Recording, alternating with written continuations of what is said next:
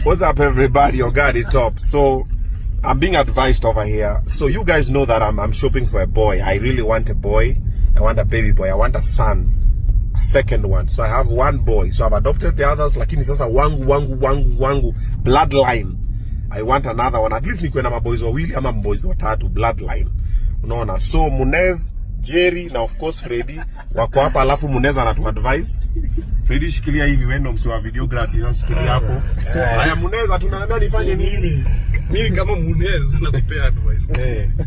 Kama unataka boys, unaingia gym asubuhi na jioni ukishapata mtu. Ngoja kwanza boss kwanza Jerry.